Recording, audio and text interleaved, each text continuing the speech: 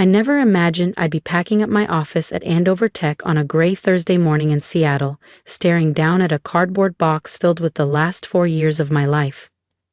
The sleek corner suite I had worked my way into, with missed holidays, sleepless product launches, and boardroom battles, now felt hollow, as if it belonged to someone else entirely. "You've got 30 minutes, Clara," said Benjamin Andover from the doorway, his umbrella dripping onto the polished floors. His tone was detached, almost smug, as he straightened his designer coat. "Danielle will be stepping in as VP of Strategy immediately." Danielle, my cousin. The same Danielle who didn't even finish college, who bounced between passion projects until 2 months ago when she suddenly decided tech was fun. She'd walked in with a title and a cornered desk, thanks to cozy ties with Ben's wife. I gently placed my awards into the box. Team Leader of the Year, Best Performing Division, and the plaque marking our $20.00 M-Series B milestone. Each one a silent witness to the hours, the sacrifices, the grind, tossed aside like they meant nothing. "Oh, and your badge?" Ben added, raising an eyebrow. "Security protocol. We can't take chances." I handed it over without hesitation, the corner of my mouth twitching. What he didn't know, what no one at Andover knew, was that I held the deed to the building through a quiet entity called Marlowe Ventures. A name borrowed from my grandmother. I was their landlord. "Of course," I said smoothly, "though I'd suggest someone look over the lease clause we discussed. Marlowe sent a notice yesterday." Ben waved it off. "Danielle can handle it. She's better with people than you ever were." If only he understood. The clause wasn't about a rent review. It was the trigger, termination within 24 hours for any tenant found violating fair employment clauses, like, say, wrongful dismissal tied to nepotism. As I placed the last item into my box, a photograph of me at 14 standing with my grandmother in front of this building before renovation, I could still hear her voice. "One day, they'll learn that power isn't about titles. It's about deeds, and who holds them." By 17, I'd mastered zoning law. At 26, I owned this address. And now they were standing on my ground.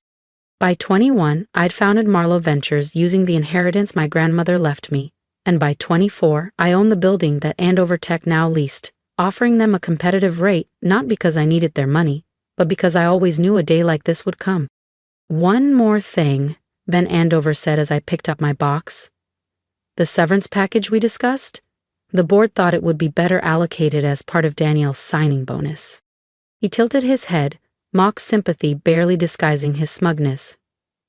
"I'm sure you understand. Family first, after all." Family first. I'd heard that phrase so many times it was practically a lullaby. When Danielle needed help paying off her credit cards, my parents drained my college fund. When she totaled her Audi and needed a new one overnight, I was told to be grateful I even had a bus pass. And when she decided she wanted my job, our parents called to gently remind me how selfish it would be to stand in her way. "Of course," I replied, brushing past him. "Family first." The elevator ride down was silent, but my thoughts moved quickly. By now, my attorney, Naomi, would have received my green light. The paperwork was ready. The eviction notice would land on Andover Tech's legal desk by sunrise, citing a breach of the lease's ethics clause, wrongful dismissal with documented evidence of nepotism, targeted rumors, and a hostile work environment. I had the receipts. Every word, every meeting, every whisper. In the lobby, Danielle stood with Elaine Andover, perfectly poised in a tailored blush blazer. Danielle smirked as if she'd won. "Glad you're clearing out," Elaine sneered. "Danielle wants to redesign the entire floor. Your taste was cold." Danielle gave a sheepish shrug. "I'll take care of things, Clara. I promise." I stepped back when she reached for my arm. "Just like you took care of the narrative, right?" "Oh, don't be so dramatic," Elaine said, rolling her eyes. "It's just business." Just like it wasn't personal when Danielle hinted I was emotionally unstable. Just like it wasn't personal when she spread lies about me flirting with clients. Just business. "You're right," I said, my voice calm. "It is just business." Outside, the rain had finally stopped, but a storm still lingered in the air. I placed my box in the back seat of my silver sedan. Not flashy, not new, but mine. My reflection in the window didn't show defeat, it showed ownership. I didn't look like someone who had been defeated. I looked like someone who was about to win. My phone buzzed with a message from Naomi. All documents signed, notice will be delivered at 9 a.m. sharp. I typed back one word, proceed. As I drove through the quiet streets back to my modest home in West Seattle, I thought about what tomorrow would bring. Ben's face when he realized Andover Tech had just 24 hours to vacate their headquarters. Elaine's reaction when she discovered their trusted landlord was the woman they dismissed without a second thought. And Danielle, when she realized her shiny new office would be off limits before she had time to hang a single frame diploma. But mostly, I thought of my grandmother's voice. Real power doesn't come from the tallest tower. It comes from knowing the land underneath it is yours. When I pulled into my driveway, there was nothing flashy to suggest I owned one of the city's most valuable commercial properties. Just a small, quiet home, a carefully tended garden, a mailbox with my name. Another buzz. A message from Danielle. No hard feelings, right? You get it's just business, family brunch on Sunday? I didn't reply. There would be time for brunches and excuses later. For now, I had a job to do. Inside, I stepped into the real control center, my home office. This wasn't the sleek space I'd just been forced to leave behind. It was better. It was real. Here sat the deed to the building, the founding documents of Marlowe Ventures, and the binders, color-coded, indexed, of every shady meeting, every whisper of favoritism, every HR complaint brushed under the rug. I opened my laptop. First, an email to all Andover Tech employees, scheduled for 8:55 AUME. Please be advised that due to unforeseen circumstances, all staff are to work remotely until further notice. Building access will be suspended starting at 9:00 AM. Next, the press release. Marlowe Ventures terminates lease with Andover Tech effective immediately due to documented ethical and contractual violations. Finally, I sent instructions to building security. Change all access codes. Lockdown at 9:00 AM sharp. My phone buzzed once more. This time, from my mother. Danielle explained everything. We're disappointed in how you handled this. I stared at the message, unreadable emotion churning quietly beneath the surface. Then, I turned back to my screen. I wasn't done yet. Why couldn't you just support your cousin? I placed the phone face down on my desk. Tomorrow they'd understand. All of them. That success built on lies, manipulation, and betrayal isn't success at all. It's rot beneath a glossy surface. Outside, the Seattle rain returned, tapping steadily against my window as I finalized the last preparations. In less than 24 hours, Andover Tech would learn what happens when you underestimate the quiet one, the one who stayed late, said little, and observed everything. They thought they were firing an employee. They didn't realize they were waking a landlord who had spent 5 years laying the groundwork for this exact moment. And Danielle? She'd learned that some battles are already lost the moment you step onto the board. I closed my laptop and stood by the window, watching rain cascade down the glass. Tomorrow's forecast? Stormy, with a 100% chance of consequences. At 8:30 AM sharp, I parked across from the Andover Tech building, coffee in hand, watching it all unfold. Employees poured in, chatting, laughing, unaware that their workplace was minutes away from lockdown. At 8:45, Ben Andover's sleek black Audi rolled in, followed by Danielle's shiny rose gold Tesla. Of course, a coordinated entrance. Her big day. At exactly 9:00 AM, my phone buzzed. A flurry of notifications. Access codes changed. Entrance sealed. Naomi on video. Eviction notice served to a very confused receptionist. From my car, I saw the ripple effect. Employees puzzled at the locked doors, security waving them back, groups forming, phones out. And then the crescendo. Ben stormed out, eviction notice in hand, his face dark with disbelief. He shouted into his phone, barking orders that no longer mattered. My phone rang. Ben Andover. Straight to voicemail. Then again, Danielle. I watched her pacing near the front doors, lips tight, her designer heels slipping on the wet pavement. Declined. A third time, Elaine Andover, decline. Then came the text from Danielle. What did you do? I stepped out of my car, smoothed my jacket, and walked across the street. Heads turned, murmurs spread. Ben spotted me, eyes narrowing as recognition hit. You, he growled. Eviction notice crumpled in his fist. Marlowe Ventures. It's you. I smiled, voice calm. Good morning, Mr. Andover. I see you've received the notice regarding the lease termination, I said calmly. Ben held up the document, face flushed. This is outrageous. You can't just kick us out. We have rights. Actually, I said, pulling a thick folder from my briefcase, I can.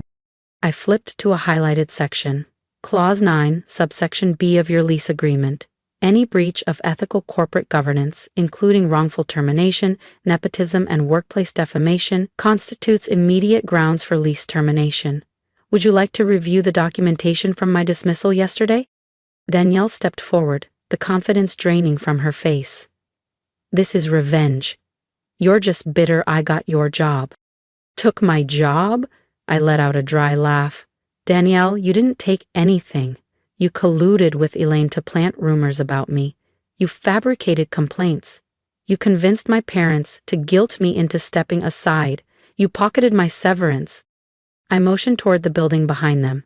And now? Now you've lost everything. No office, no title, no company address. Elaine elbowed her way through the crowd, her polished calm unraveling. Ben, say something. She can't do this. But Ben was already on his phone, likely with his legal team, and as I watched his expression sink with each word, I knew they were confirming what I already knew.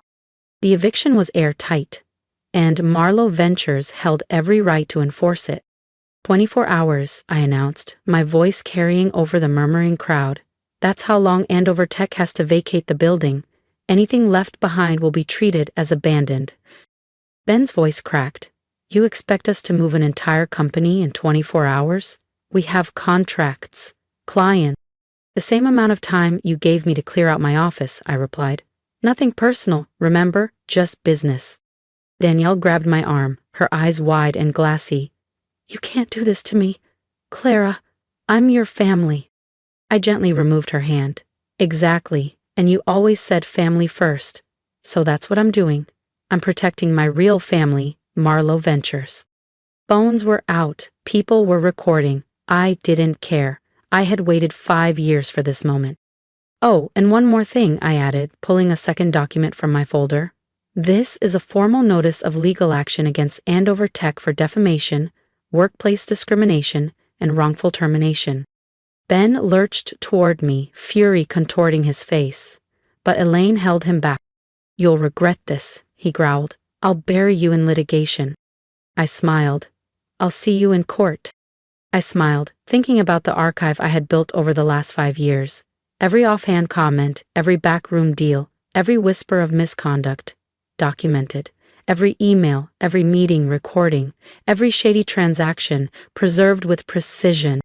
I looked forward to discovery, I said calmly, watching Ben's expression twitch. I'm sure the board will be very interested in some of the materials I've compiled. That landed.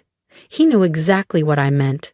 The questionable vendor kickbacks, the consulting payments to his golf buddy, the HR complaints swept under the rug, the quiet pattern of systematic exclusion and discrimination. All of it, ready to be unsealed. I checked my watch. You've got 23 hours and 45 minutes left. I'd start packing. As I turned to walk away, Danielle called out, voice trembling. What about Sunday brunch? Mom and Dad already made reservations. I paused, then turned slightly. Tell them I won't make it. I'll be busy leasing to a new tenant, one that doesn't treat loyalty like a liability. The next few hours were chaos. Box trucks lined the street. Employees rushed out with monitors and chairs. Executives whispered frantically into phones. I watched the entire spectacle from Naomi's office across the street, where we were already receiving offers from new tenants. By midnight, Andover Tech was mostly cleared out. I returned to what had been my office. Danielle hadn't even taken down my framed vision board or the founder's quote of the month. I stood by the window watching Seattle's skyline glow in the night. My phone buzzed endlessly. From Mom, how could you betray your cousin like this? Dad, we didn't raise you to be vindictive. Danielle, you've destroyed everything. But one message made me pause and smile. It was from my grandmother, sent from my late grandfather's old number. He would be so proud. You're the only one who understood what real power looks like. The next morning, headlines exploded. Andover Tech evicted in corporate scandal. Family feud erupts into business blow-up. But my favorite? Marlowe Ventures steps into the spotlight, the quiet force behind Seattle's property boom. The article praised our strategic property acquisitions and long-term vision, naming the Andover building as just one piece of a much larger portfolio. A week later, I received a dinner invitation, not from my parents, but from my grandmother. When I arrived, she was already waiting, seated in her favorite chair, a spark in her eyes that said everything without a single word. Your grandfather kept a journal, my grandmother said, handing me a weathered leather notebook. He wrote about you often, said you were the only one who truly understood his lessons, about patience, and where real power lies. I opened it, instantly recognizing his neat, looping handwriting. My granddaughter asked me today why I invest in old buildings instead of new ones. I told her what my father told me. Real value isn't in what stands above the ground, but in owning the ground itself. She understood. Look how far that girl will go. I blinked, holding back emotion. Danielle called, my grandmother added, pouring tea. She's moving, says she can't find work here anymore. I nodded, thinking of the email I'd received earlier that day. A proposal from a leading tech firm to lease the building. Their plan? A startup incubator on the lower floors, offering affordable space and mentorship to first-time founders. She always said, my grandmother mused, revenge is a poor man's game. Real success isn't about payback. It's about getting ahead and bringing others with you. I smiled. It was never about revenge, I said softly. It was about justice. And now, it's about building something better. That night, as I drove home, I passed the building that had once carried the Andover Tech name. The sign was gone now, just clean glass, waiting for the future. My phone buzzed. A message from Danielle, her first in weeks that wasn't defensive or bitter. I get it now. What you built, what it took. I'm sorry I tried to take it from you. I never saw how hard you worked. I didn't reply right away. Some truths take time.